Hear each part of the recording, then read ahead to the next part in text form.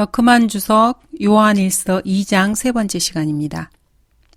18절입니다. 어린 자녀들아, 이것이 마지막 때라. 적그리스도가 올 것이라고 너희가 들었던 대로 지금도 많은 적그리스도가 일어났으니 이로써 우리가 마지막 때인 줄 아느니라. 그들이 우리에게서 나갔으나 우리에게 속하지 아니하였나니 만일 그들이 우리에게 속하였다라면 분명히 우리와 계속 함께하였을 것이나 그들이 나감으로 그들 모두가 우리에게 속하지 아니함을 나타내었느니라. 마지막 때가 나옵니다. 여기서 마지막 때는 히브리서 1장 2절의 마지막 날들, 유다서 18절의 마지막 때, 베드로후서 3장 3절의 마지막 날들입니다. 야고보서 5장 3의 마지막 날들입니다. 다시 이중 적용이 나옵니다. 바울이 마지막 날들이라고 말했을 때 그것은 교회 시대와 그리스도의 몸의 마지막 날들을 의미합니다. 그러나 야고보가 이 표현을 쓸 때 그것은 대환란 끝에 가까이 온 이스라엘의 12지파를 대상으로 쓴 것입니다. 히브리서 기록자가 세상이 끝이라고 말할 때 이것은 초림을 말하는 것입니다. 이제 그는 자신을 희생제물로 드려 죄를 없애시려고 세상 끝에 한 번 나타나셨느니라. 여기서 세상 끝에가 예수 그리스도의 초림을 말합니다. 유명 기독교 지도자들이나 목사들은 이러한 본문을 다루지 못합니다. 앞으로도 그럴 것입니다. 어떤 이들은 주의 날을 재림에만 한정시키고 순진한 사람들은 그리스도의 천년간의 지상 통치가 없을 것이라고 생각하는 사람들도 있습니다. 데살로니가 전후서에 기록된 주의 날은 천년왕국 이전을 말합니다. 베드로후서 3장의 주의 날은 천년왕국 이후를 말합니다. 주의 날은 휴거, 그리스도의 탄생, 그리스도의 죽음, 예루살렘 파괴, 북왕국 10지파의 포로됨, 대환란, 재림, 천년왕국, 큰 백보자 심판 전체를 아우르는 날입니다. 요한의 경우에는 재림 이전의 마지막 때를 겨냥해서 말하고 있습니다. 마지막 때는 42개월의 기간을 말합니다. 이 마지막 때는 예수 그리스도께서 부활하신 후에 어느 시점이 될 수 있었습니다. 사도 바울은 때가 얼마 남지 않았으니라고 말하면서 바울 자신이 휴거에 동참할 것으로 여겼기 때문입니다. 휴거에 대해서 말하면서 사도 바울은 자신을 포함시켜서 우리라는 대명사를 사용했습니다. 마지막 날들에 대해서 성경은 무엇이라고 말씀하십니까? 마지막 날들은 예수 그리스도의 오심과 더불어 시작했습니다. 그리고 사도행전 7장에서 공식적인 언급 없이 취소되었고 휴거 이후로 연기되었습니다. 이는 이스라엘이 예수 그리스도를 거부했기 때문입니다. 교회 시대의 끝이 왔다는 표시는 바울이 디모데후서 3장에서 5장에 기록한 대로 예수 그리스도의 몸, 곧 하나의 참된 교회 안에서 완전한 배교가 일어나는 것입니다. 사도 요한은 AD 90년경에 이미 적그리스도들이 존재한 것을 보았습니다. 많은 적그리스도들, 마지막 때가 이제 가까움에 따라서 다시 많은 적그리스도가 다시 등장할 것입니다. 그러므로 요한은 두 대상을 겨냥해서 서신을 쓴 것입니다. AD 90년경에 그의 서신을 읽는 수신자들과 그가 죽고 나서 2000년 이상을 넘어 등장하게 될 또 다른 대상을 위해서 성경을 기록하고 있는 것입니다. 이중 적용입니다. 이중적으로 적용이 됩니다. 이사야 9장 1, 2, 3절을 다시 한번 살펴보도록 하겠습니다. 침례인 요한을 언급하는 이사야 9장 3절은 앞절에 1, 2절이 성취되어야만 성취되는 구절입니다. 이것은 이중 적용이 무엇인지 보여주는 정확한 예입니다. 한 가지로만 적용을 하게 되면 완전한 모순에 빠질 수밖에 없습니다. 이사야 9장 1절에서 3절입니다. 그럼에도 불구하고 그 침침함이 괴로움을 당하던 때만큼은 되지 않을 것이니 그가 스물론 땅과 납탈리 땅을 처음에는 가볍게 괴롭히셨다가 그 후에 요단 건너 민족들의 갈릴리에 있는 해변길에서 더욱 가혹하게 괴롭히셨을 때라. 흑암에서 행하던 백성이 큰 빛을 보았으며 죽음의 그림자의 땅에 거하는 자들 위에 빛이 빛이었도다. 주께서 그 민족을 번성케 하셨으나 그 즐거움은 늘리지 아니하셨나이다. 그들이 주 앞에서 추수하는 기쁨과 사람들이 탈취물을 나눌 때 즐거움같이 즐거워하니. 3절에 보시면은 즐거움을 늘리지 아니하셨나이다. 영어로 not이 포함되어 있습니다. 학자들은 이것을 이해할 수가 없어서 not이라는 단어를 제거해 버렸습니다. 그들은 모두가 하나님께서 유대인들의 즐거움을 늘렸다고 생각한 것입니다. 그들은 추수의 기쁨이나 탈취물을 나눌 때의 즐거움에서 그들의 즐거움을 늘리지 아니하셨다는 점을 못 본 것입니다. 이 구절은 유대인들이 파리처럼 죽게 되고 개처럼 죽어나가는 교회 시대를 다루고 있습니다. 두 번째로는 탈취물을 나누는 재림을 다루고 있습니다. 예수님께서는 그들을 가르치실 때 한 구절에서 2000년의 시간을 나누어서 가르치셨습니다. 요한이 죽은 후에 등장한 사악한 적그리스도들은 실제로 자신이 메시아나 그리스도라고 고백하지 않았습니다. 대신 그들은 그리스도의 능력과 권세를 그분의 이름과 종기가 자신의 것이라고 주장했습니다. 이들은 다름 아닌 로마 카톨릭 교황들과 마호메트입니다. 이들은 종교적인 미치광이들로 그들의 추종자들에게 이런 거짓말을 세뇌시킵니다. 첫 번째, 교황은 아버지 하나님으로 불려야 한다. 두 번째, 교황은 그 누구와도 비교할 수 없는 하나님의 사도라고 불려야 한다. 교황은 죄를 용서할 수 있는 예수 그리스도의 능력을 가졌다. 네 번째, 마호메트는 마지막 심판 때 죄인들을 위해 중보하는 능력을 가졌다.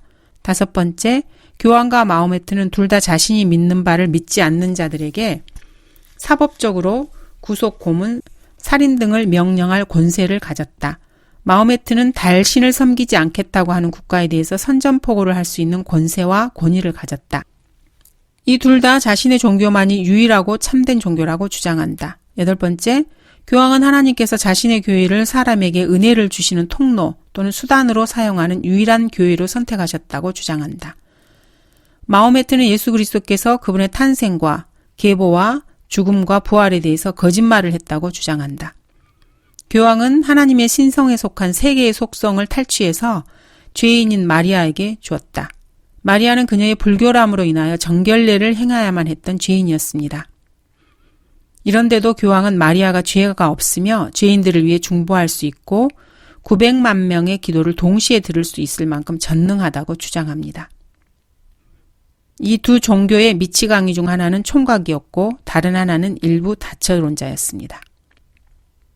교황은 또한 아동 성추행을 자행하는 800명이 넘는 성직자들을 거느린 양무리의 한 목자라고 자처하고 있습니다. 반면 마호메트는 9살 난 여자아이를 자신의 궁으로 불러들여서 12살이 되자 결혼한 자입니다. 이들이 적그리스도가 아니라면 누가 적그리스도겠습니까? 여러 명의 복수의 적그리스도들이 있습니다. 그러나 단수로서의 적그리스도도 있어야 합니다. 이것은 부활한 로마 제국이나 로마 교회가 아닙니다. 죄의 사람은 한 인간을 말하며 멸망의 아들도 한 인간입니다.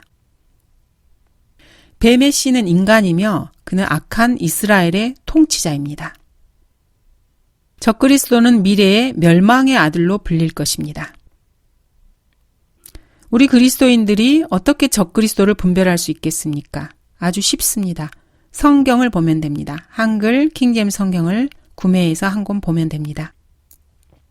예수님께서 성경에 말씀하신 것을 믿지 않고 종교 지도자들의 말을 믿는다면은 이런 사람들은 성경에 예수 그리스도를 신뢰하지 않는 자들입니다.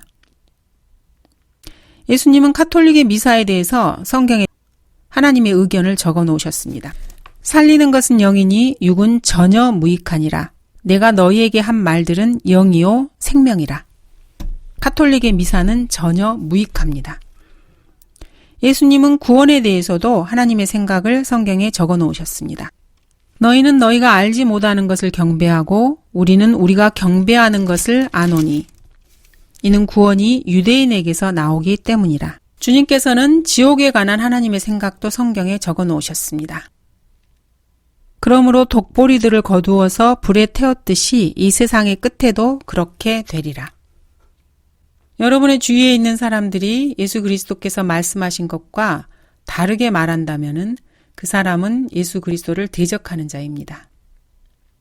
여러분이 주님께서 말씀하신 것에 반대하면 여러분이 적그리스도가 됩니다.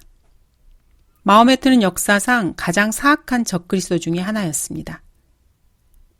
의사 누가는 시몬 베드로가 예수 그리스도를 그 선지자로 말했다고 기록하고 있습니다. 예수 그리스도께서는 마호메트가 태어나기 500년 전에 하나님의 사도라고 불리셨습니다. 마호메트는 자신의 사도라는 호칭을 날개가 600개 달린 천사에게 받았다고 맹세로 말했습니다. 이 천사는 마호메트에게 자신의 며느리를 아내로 삼아도 좋다고 말한 존재입니다.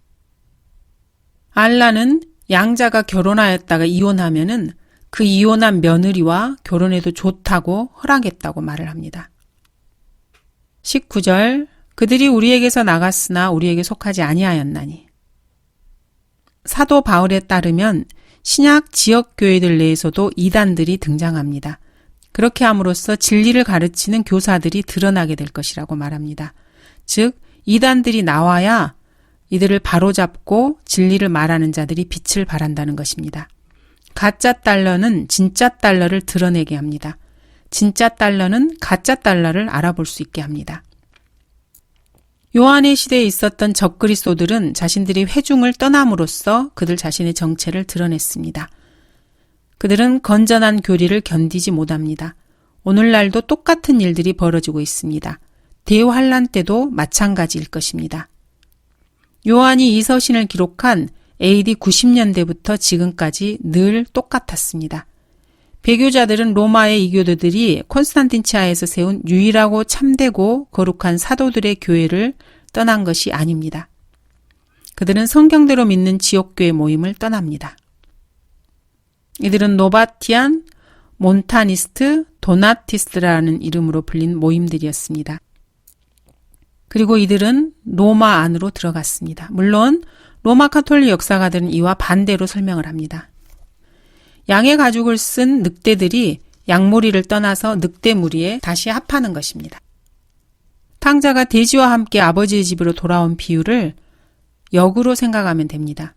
돼지가 진창 속에 살다가 매일 목욕을 하고 쓰레기 대신 캐비어를 먹는 게 힘들어져서 이렇게 말합니다. 나는 굶어 죽어가는도다. 내가 일어나서 내 아버지께로 돌아가리라.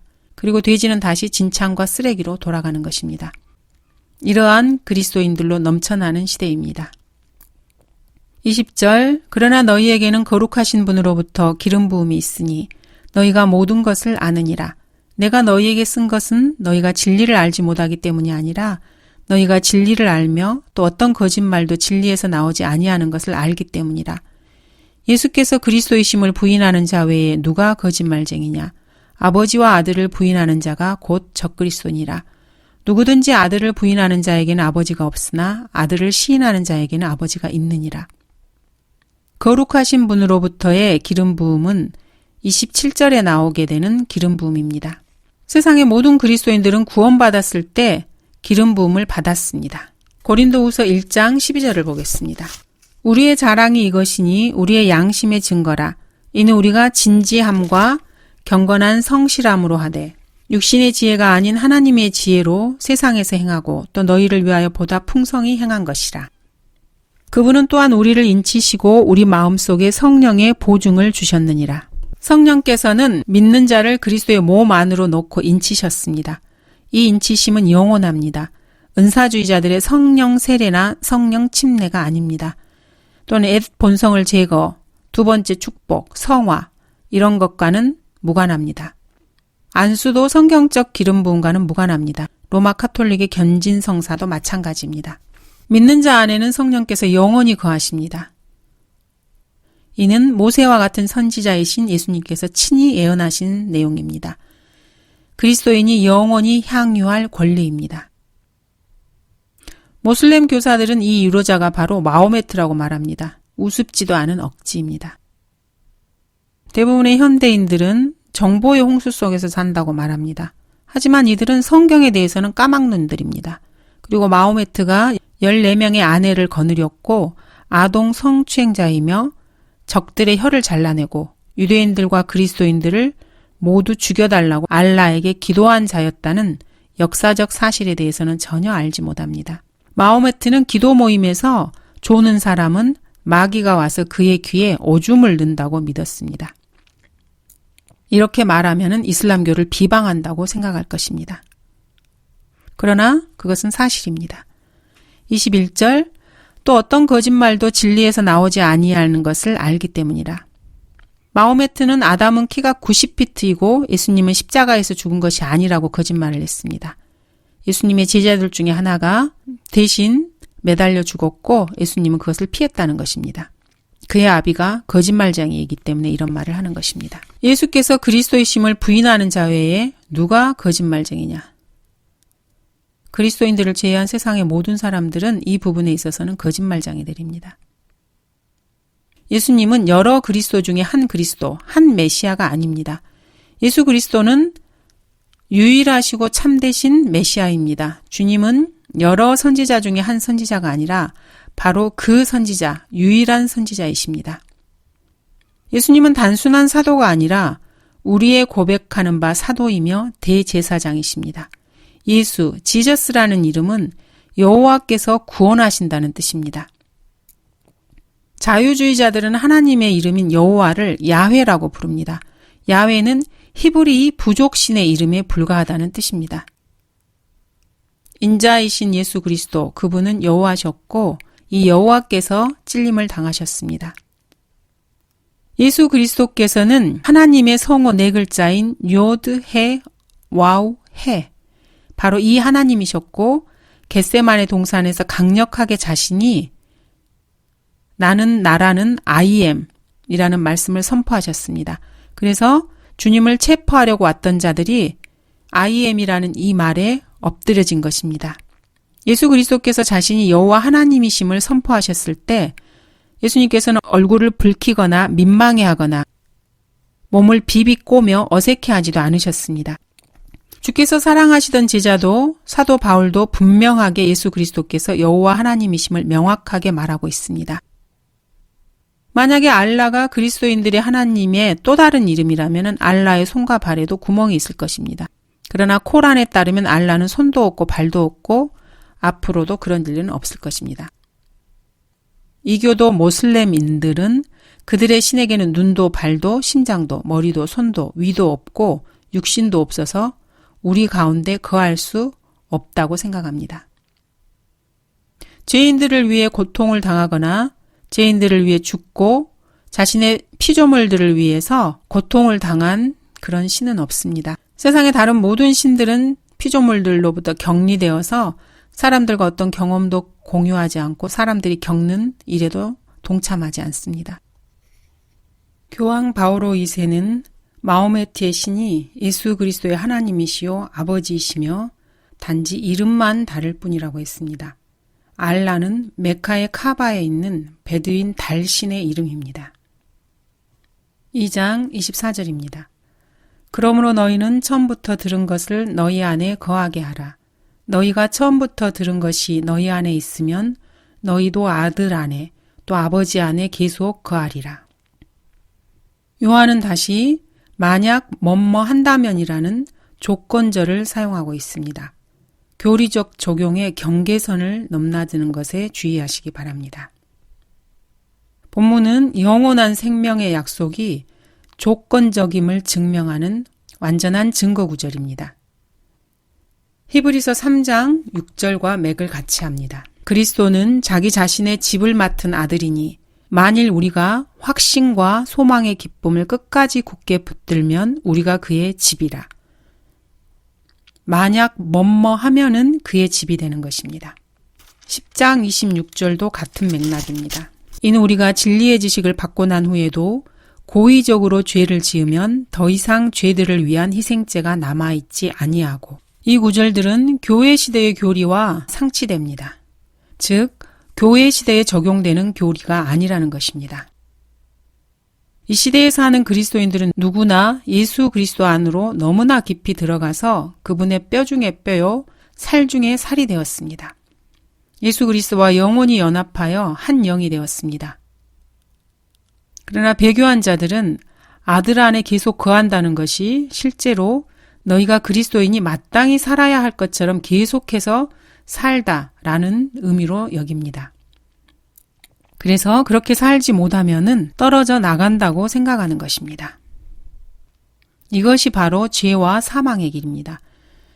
배교는 치료 불가능의 병입니다. 이런 자들의 의견은 뒤로 하고 성경이 무엇이라 말씀하시는지 살펴보도록 하겠습니다. 율법을 대표하는 모세와 엘리야가 돌아올 때 구약시대가 다시 돌아옵니다. 즉 모세의 율법 하에 구약시대가 되는 것입니다. 믿음과 행위들로 구원받는 때가 됩니다. 이는 야고보가 말한 그대로입니다. 바울 역시 구약시대의 이방인들에 대해서 동일한 것을 말했습니다.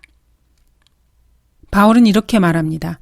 그분께서는 각 사람이 행한 대로 갚아주시리니 참고 선을 행하여 영광과 존귀와 썩지 아니함을 구하는 자들에게는 영원한 생명으로 하시고 다투고 진리에 복종하지 아니하며 불의에 복종하는 자들에게는 붕괴와 진노로 하시리라.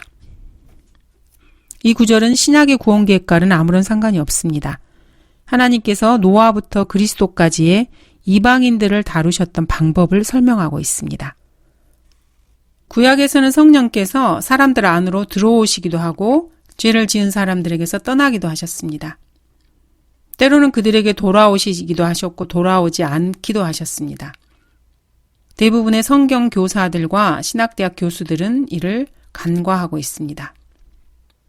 구약의 율법 아래에서는 구원받은 죄인이 구원을 잃어버릴 수도 있었습니다.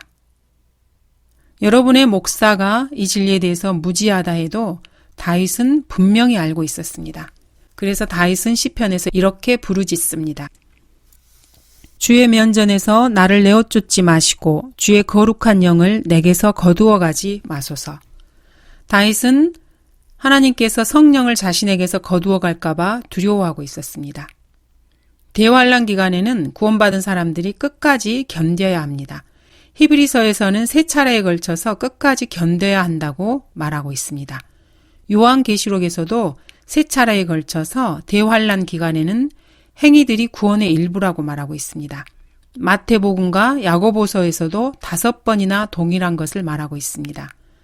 율법 아래 구약에서 에스겔은 의인이 자신의 죄들로 돌아가면 그는 자신의 죄악으로 인해 죽을 것이라고 말합니다. 예수님 당대에도 구약을 사는 유대인들에게 동일한 것을 말씀하셨습니다. 요한일서에서 말하고 있는 요한의 서신 기록 스타일을 설명할 수 있는 것은 오직 성경뿐입니다. 요한은 2가지 관점에서 서신을 기록하고 있습니다. 성경에서는 구원의 영원한 보장과 관련해서 가장 위대한 본문 중 하나가 요한일서에 있습니다. 요한일서 5장 9절에서 13절입니다. 만일 우리가 사람의 증거를 받아들일진대 하나님의 증거는 더욱 크나니 이는 이것이 하나님께서 자기 아들에 관하여 증거하신 그분의 증거이기 때문이라. 하나님의 아들을 믿는 자는 자기 안에 그 증거가 있고 하나님을 믿지 아니하는 자는 하나님을 거짓말쟁이로 만드나니 이는 하나님께서 그 아들에 관하여 주신 증거를 믿지 아니하기 때문이라. 또 증거는 이것이니 하나님께서 우리에게 영생을 주신 것과 이 생명이 그의 아들 안에 있다는 것이라. 그 아들이 있는 자는 생명이 있고 하나님의 아들이 없는 자는 생명이 없느니라. 내가 하나님의 아들의 이름을 믿는 너희에게 이런 것들을 쓰면 너희에게 영생이 있음을 알게 하려 함이며 또한 너희가 하나님의 아들의 이름을 믿도록 하려 함이라. 구원의 영원한 보장을 확증하고 있습니다. 반면에 동일한 서신에서 2장 24절에서는 교리적으로 대환란 시대에 구원받은 유대인들에게 적용되는 말씀을 하고 있습니다. 그러므로 너희는 처음부터 들은 것을 너희 안에 거하게 하라. 너희가 처음부터 들은 것이 너희 안에 있으면 너희도 아들 안에 또 아버지 안에 계속 거하리라. 이 말은 처음부터 들은 것을 그 안에 거하지 않으면은 아들 안에 아버지 안에 계속 거하지 못한다는 말입니다. 3장 6절도 같은 맥락입니다. 그분 안에 거하는 자마다 죄를 짓지 아니하나니 죄를 짓는 자는 누구나 그분을 보지 못하였으며 알지도 못하였느니라. 15절 보겠습니다. 자기 형제를 미워하는 자는 누구나 살인자요. 살인자는 누구나 영원한 생명이 그 안에 거하지 않음을 너희가 아느니라. 형제를 미워하는 자는 그 안에 영원한 생명이 없다고 말씀하고 있습니다. 4장 20절입니다. 어떤 사람이 나는 하나님을 사랑하노라 하면서 자기 형제를 미워하면 그는 거짓말쟁이라. 눈으로 본 형제를 사랑하지 않는 자가 본 적이 없는 하나님을 어떻게 사랑할 수 있겠느냐. 5장 16절에서 17절도 같은 맥락입니다. 모든 불의가 죄이나 사망에 이르지 아니하는 죄도 있느니라. 하나님께로부터 태어난 사람은 누구나 죄를 짓지 아니하는 줄을 우리가 아노라. 오히려 하나님께로부터 태어난 자는 자신을 지키나니 그 악한 자가 그를 건드리지 못하느니라. 구원의 영원한 보장과 대환란 시대의 유대인들에게 해당하는 교리가 같은 요한일서에서 나오고 있습니다. 27절의 기름 부음, 어노인팅은 사도 바울이 성령님을 친히 이셀프라고 중성으로 주목한 것처럼 여기서 중성인 것에 주목해 보시기 바랍니다. 요한은 너희는 그분 안에 거할지니라고 말하고 있습니다. 사도 바울과 예수 그리스도께서 말씀하신 것에서 약간의 조건적인 의미가 부과되어 있습니다. 오히려 그 동일한 기름 부음이 너희에게 모든 것을 가르치며 그 기름 부음이 너희를 가르친 그대로 그리고 그리스도 안에 거할지니라는 명령이 이어집니다. 이는 그리스도께서 요한복음 15장에서 신약이 효력을 발생하기 전에 제자들에게 하신 말씀과 동일합니다. 그리스도 안에 거하는 것의 목적이 영생을 얻거나 하늘나라에 가기 위해서가 아닙니다.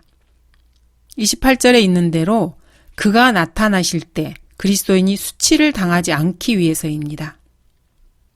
이 구절 역시 대환란 기간에 적용되는 구절입니다. 본문과 조화를 이루는 구절은 대환란 기간에 지상 재림을 위해 오시는 구절입니다. 계시록 16장 15절을 보겠습니다. 보라, 내가 도둑같이 오리니 깨어있어 자기 옷을 지켜서 벗은 채로 다니지 아니하고 사람들에게 자기 수치를 보이지 않는 자는 복이 있도다. 요한 1세에서는 쉴 새 없이 교회 시대의 교리들과 대환란 시대의 교리들을 넘나들고 있습니다. 이것이 바로 히브리서에서 요한계시록에 이르는 일반 서신의 전형적인 특징입니다. 그러면 그 차이를 어떻게 알 수 있나요? 이렇게 물어볼 수도 있습니다. 간단합니다. 자신이 하나님 앞에 부끄럽지 않은 일꾼으로 인정받도록 공부하면 됩니다. 성경은 극단적 세대주의자들이 하듯이 무자르듯이 나눌 수는 없습니다. 성경을 올바로 나누어 공부하는 것은 수차례 보여준 대로 한 문장에서 쉼표나 콤마, 세미콜론 이런 것을 기준으로 해서 문장의 앞뒤를 나누어야 할 만큼 참으로 정밀한 작업입니다. 29절을 한번 보겠습니다. 29절은 바울 서신의 내용과는 전혀 어울리지 않습니다. 바울은 의를 행하는 자는 누구나 그에게서 난 것이라고 말할 법하지 않습니다. 만일 너희가 그분이 의로우신 것을 안다면 의를 행하는 자는 누구나 그에게서 난 것을 아느니라. 바울이라면은 의를 행하는 자는 누구나 그에게서 난 것이 아니니라 이렇게 말하지 않았을 것입니다. 바울은 독실한 그 어떤 유대인보다도 의로웠지만은 자신이 지옥으로 가고 있었다고 말을 합니다. 바울은 현 시대를 살아가고 있는 그 어떤 그리스도인들보다도 그 이상의 의를 행했지만 그런 모든 종교적인 행위를 배설물로 여겼습니다. 그렇다면은 바울의 말들과 이런 요한 일서에서 의를 행한다고 표현하는 것들이 어떻게 교리적으로 조화를 이룰 수 있습니까? 베드로는 의로운 그리스도인들이 겨우 구원을 받는다고 말을 합니다. 이게 어떻게 된 겁니까? 베드로전서는 히브리인 그리스도인 서신입니다. 동일한 기록자인 베드로가 롯을 의로운 의인이라고 칭합니다. 그러나 사실 롯은 겁쟁이였고 술 취했으며 근친상간을 범한 자였습니다. 사도 바울은 자신이 쓴 13개의 서신에서 그리스도인 각자가 의롭다라고 말한 적이 단 한 번도 없습니다. 그리스도인의 새로운 본성은 의롭습니다. 그리고 이것이 요한일서 3장 9절을 설명할 수 있는 두 가지 방법 중 하나입니다. 하나님께로부터 태어난 사람은 누구나 죄를 짓지 아니하나니 이는 하나님의 씨가 그 사람 안에 거함이요 또 죄를 지을 수 없는 것은 그가 하나님께로부터 태어났기 때문이라. 이것은 그리스도 안에 예수 그리스도께서 형성하신 새로운 본성입니다. 그러나 이것은 회심한 죄인의 존재의 일부분일 뿐입니다. 그리스도인 자체가 의로울 수 없는 것은 그리스도인 안에는, 즉 그리스도인의 육신 안에는 선한 것이 거하지 않기 때문입니다. 요한일서 역시 일반 서신으로 대환란 교리와 교회 시대의 교리가 섞여 있습니다. 그러므로 말씀을 정확하게 나누어서 어느 구절은 대환란에 속하는지, 어느 구절은 교회 시대에 속한 교리인지를 정밀하게 나누어서 공부해야 합니다. 감사합니다.